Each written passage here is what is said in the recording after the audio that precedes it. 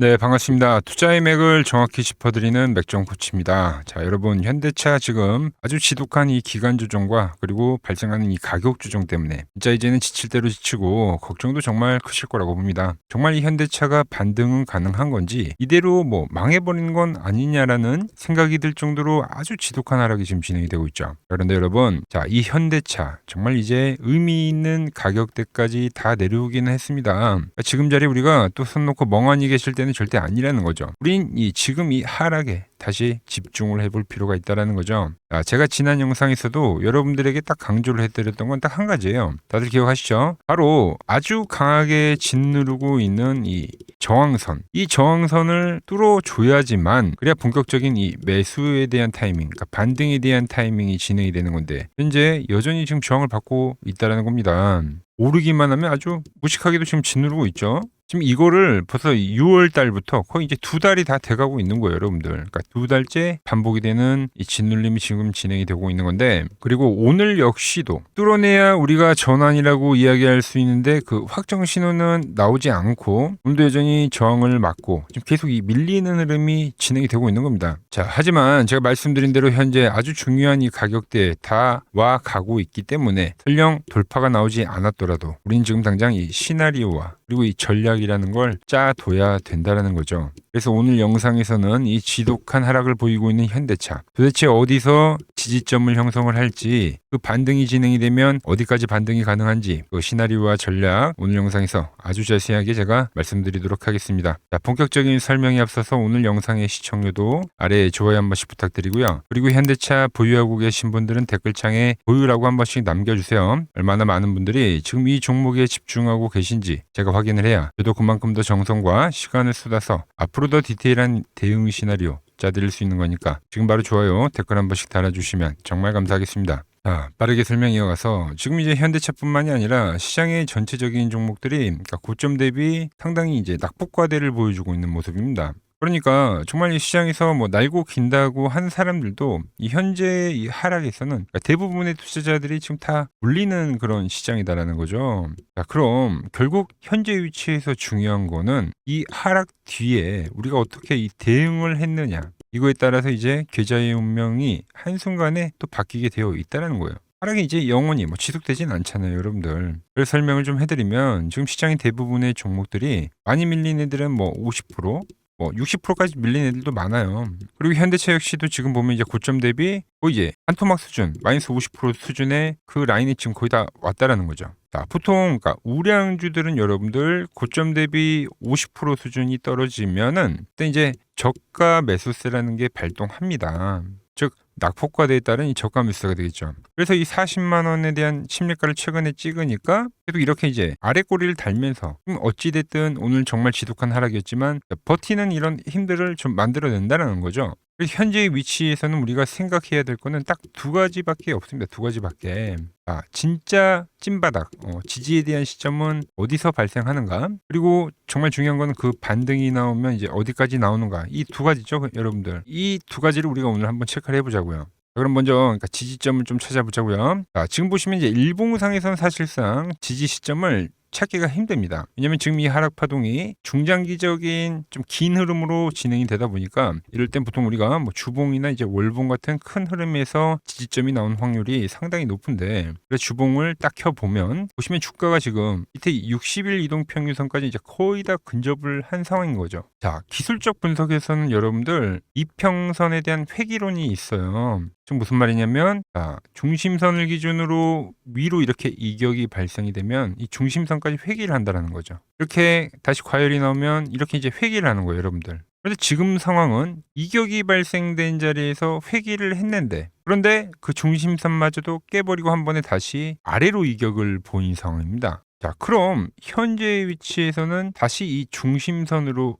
회귀할 확률이 상당히 커지는 거예요. 그러니까 우리가 상승장에서는 이렇게 지지를 노리면서 매매를 하잖아요. 이게 다 회귀에 대한 그 눌림을 우리가 거래를 하는 건데, 그런데 하락장에서는 어떻게 거래를 하냐면 주가 급락이 나오면 이렇게 반등이 나오면서 회귀라는 겁니다. 그래서 이 기술적 반등 거래를 하는 거잖아요. 그죠? 그럼 현재 위치에서는 상승이라는 게 마무리가 됐고 지금 이제 이 2번 하락 구간에서 이격이 발생이 되는 거기 때문에 이 회귀, 기술적 반등을 우리는 노려봐야 된다라는 거죠. 특히 이렇게 고점에서 한 번에 이 중심선을 깨고 아주 강력하게 내려온 파동은 제가 뭐라 말씀드렸죠? 반등에 대한 가능성이 더욱 크다. 지금 현재와 같은 상황이 그러니까 이번만 있었던 게 아니라 24년도에도 한번 강한 상승의 흐름이 나왔을 때 비슷한 흐름이 나왔어요, 여러분들. 똑같이 이격이 벌어지면 이렇게 눌림목 거래를 해오다가 그러다 결국 이 추세라는 건 어느 순간 이제 깨지게 되어 있잖아요. 그 깨지는 흐름이 나오면서 엄청난 이렇게 투매를 만들지만 보시다시피 60주선에서는 또 이렇게 기술적 반등이 나왔다는 거죠. 회귀를 했다는 거예요. 똑같이 하락을 하면 지지를 받고 회귀를 하고 하락을 하면 지지를 받고 회귀를 하고 이 회귀에 대한 성질이 진행이 된다라는 거죠. 그러니까 영영 안 나올 것 같았던 이 기술적 반등은 그러니까 존재가 한다는 겁니다. 자, 추가적인 하락으로 그때는 이제 진행이 되는데, 그러니까 이 하락이 나오려 하더라도 이 하락에 대한 기술적 반등은 존재하더라. 그럼 현재 위치에서 우리가 이 기술적 반등을 안 노릴 이유가 없는 거예요.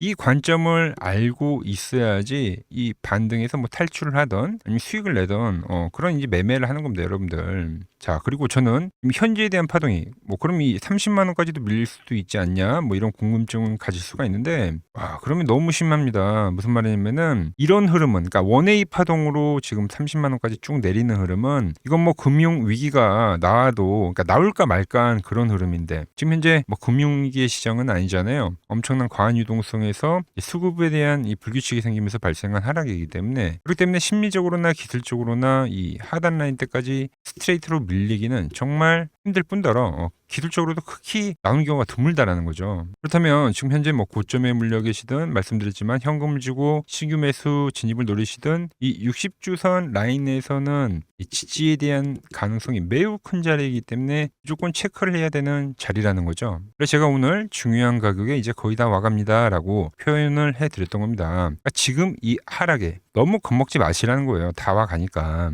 그럼 우리는 여기서 어떻게 거래를 하는 게 가장 이제 효율적인가에 대해서 이제 설명을 해드릴 건데, 자, 제가 지금 말씀드린 내용이 좀 유익하다 생각하시면, 자, 아래에 구독 한 번씩 좀 눌러주시고, 매일 제가 영상 올려드리고 있으니까 맥정코치 기억에 두셨다가 다음 영상도 꼭 참고해 주시기 바랍니다. 자, 빠르게 설명 이어가서, 다시 일봉으로 우리가 돌아와가지고 현재 시점에서 이제 최종 전략을 한번 짚어보자고요.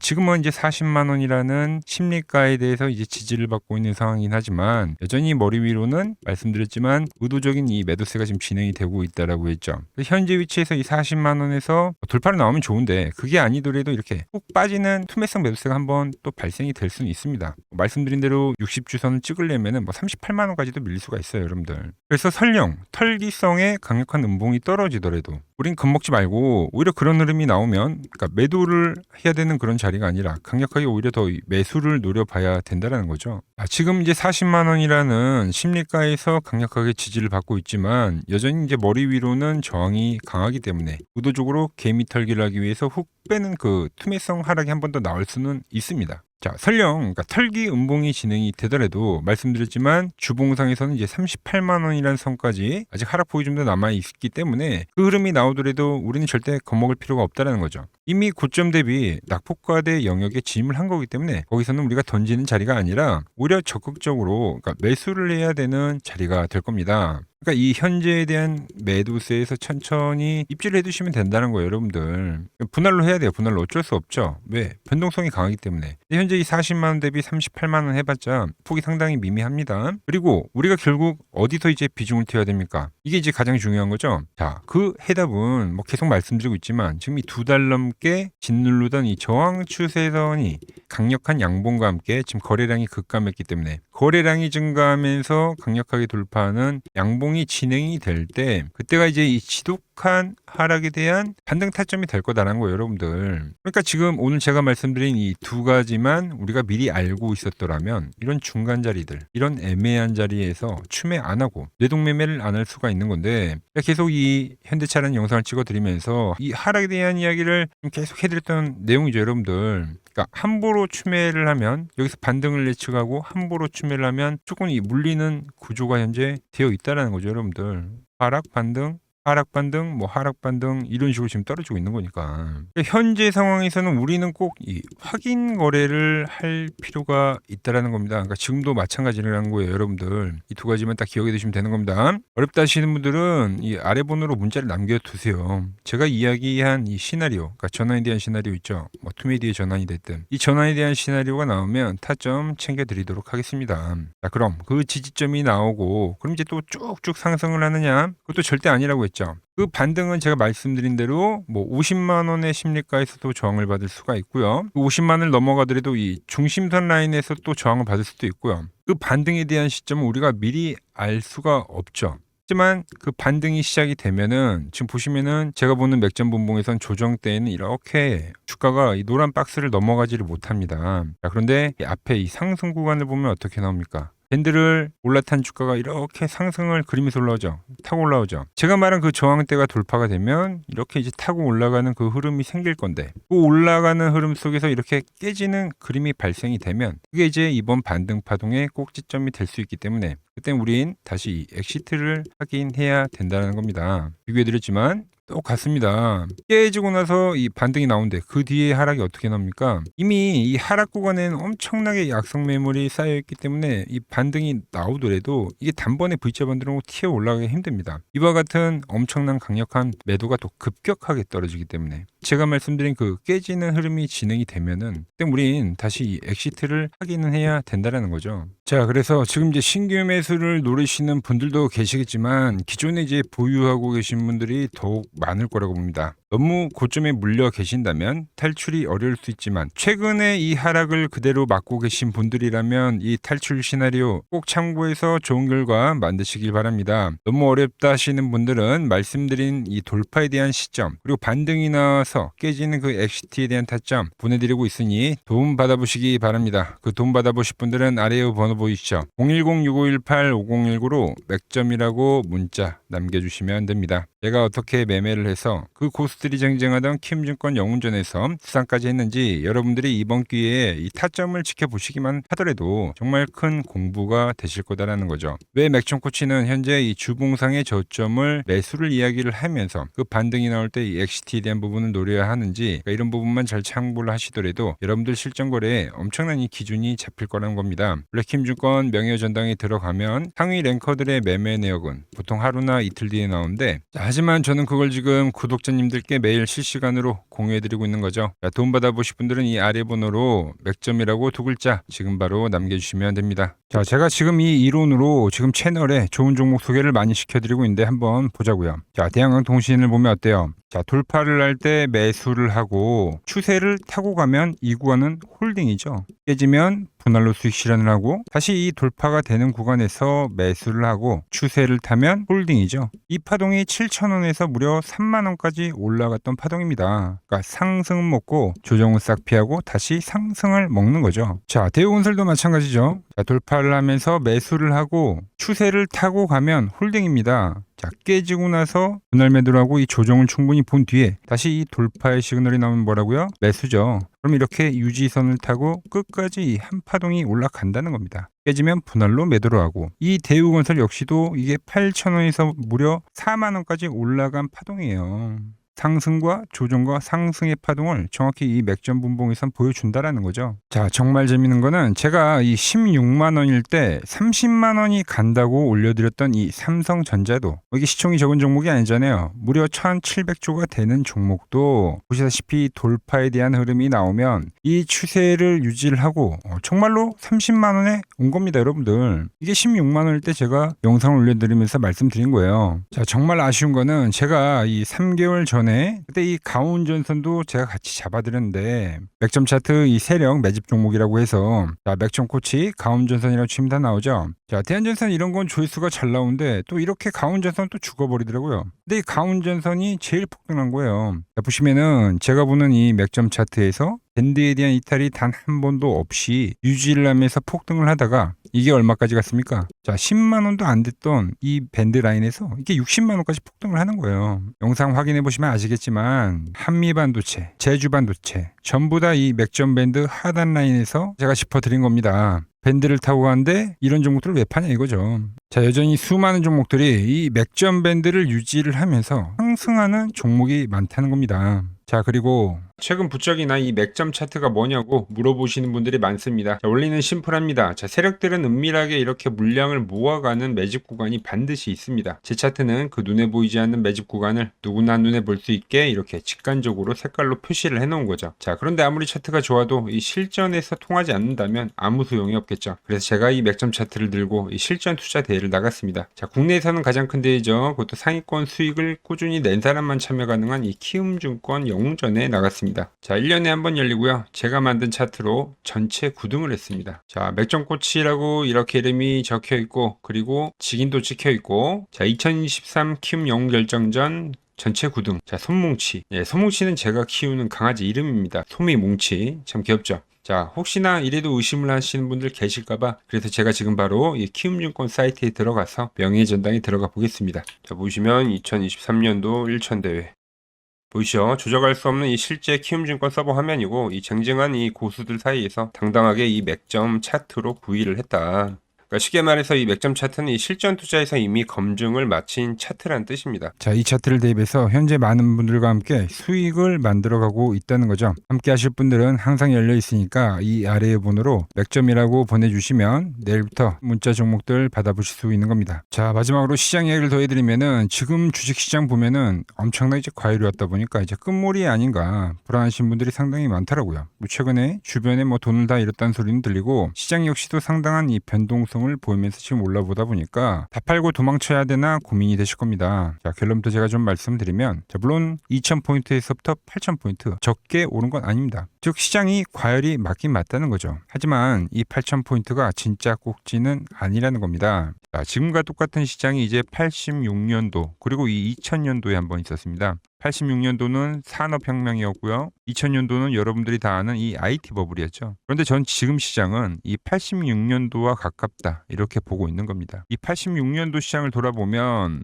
이때는 이제 전자화 시대의 시작이었습니다. 그러면서 어떤 종목들이 갔냐면 지금과 같은 이 기술주들이 엄청나게 가고 그 뒤에 이 인프라 쪽 건설, 철강, 뭐 조선 이런 쪽이 엄청나게 갔죠. 그리고 당연히 저금리 구간이었기 때문에 은행주도 갔고 그 뒤에는 증시도 엄청나게 상승하니까 증권도 오르더라는 겁니다. 그리고 이때가 뭐였죠? 이 3조 호황기였죠. 뭐 저금리, 저유가, 뭐 저달러. 자, 여기서 이제 딱 무릎을 치게 하는 거죠. 뭐 트럼프 때문에 저유가와 저달러, 거기에 이 저금리까지. 그리고 잘 보세요. 지금 이 26년도 시장은 뭐냐면 86년도에는 전자화 시대였다고 하면 지금 이 대-AI 시대죠. 주제는 바뀌었지만 그 흐름은 같다는 겁니다. 그러면서 지금 이 기술주들 가고 있고, 그래서 제가 올해는 뭐 인프라 쪽을 계속 이야기를 하는 거고, 은행 같은 경우는 지금 계속 점진적으로 계속 상승을 하고 있잖아요. 조용히.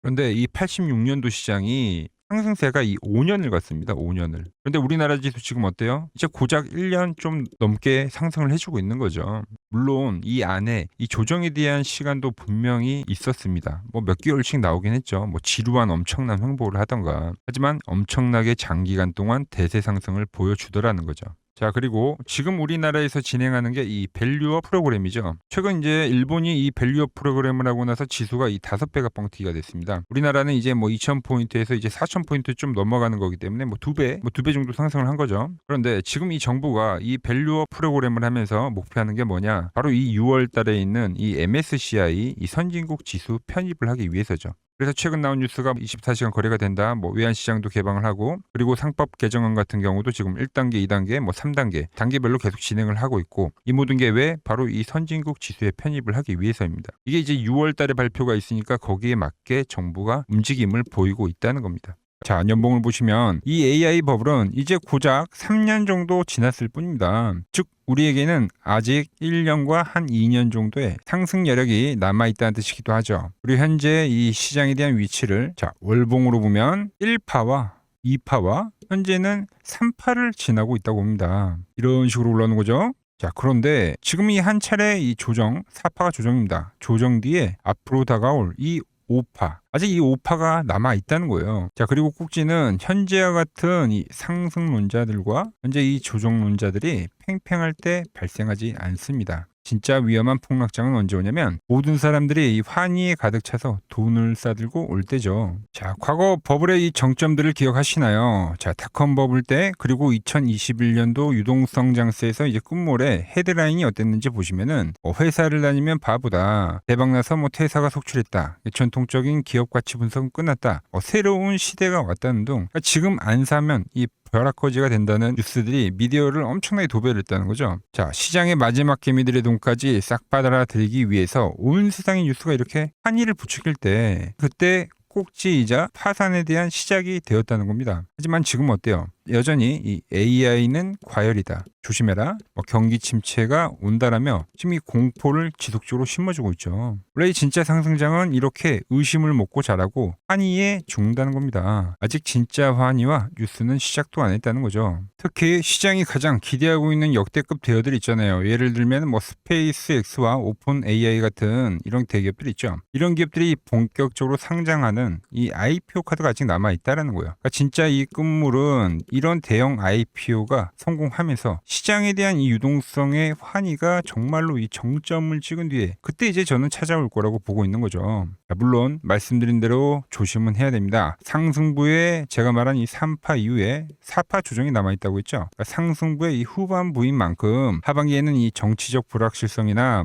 긴축 우려나 이런 것들로 한 20%대까지의 조정은 빠질 수가 있어요. 자, 대부분의 투자자분들은 이 조정의 4파에서 고레버리지를 쓰면서 지금까지 본 돈을 다 털리고 파산을 하곤 하죠. 하지만 지금은 무서워서 도망칠 때가 아니라 이 하반기에 올 이 울퉁불퉁한 이 조정장을 기회로 만들기 위해서 지금 철저히 자금 관리를 하면서 준비를 해야 되는 때라는 겁니다. 자, 지금 같은 시기 혼자 너무 고민하지 마시고 이 아래 번호로 이렇게 맥점이라고 문자 한 통 남겨주시고 제가 오늘 준비한 내용은 여기까지고 제가 다음 시간에는 더 돈이 되는 정보로 인사드리도록 하겠습니다.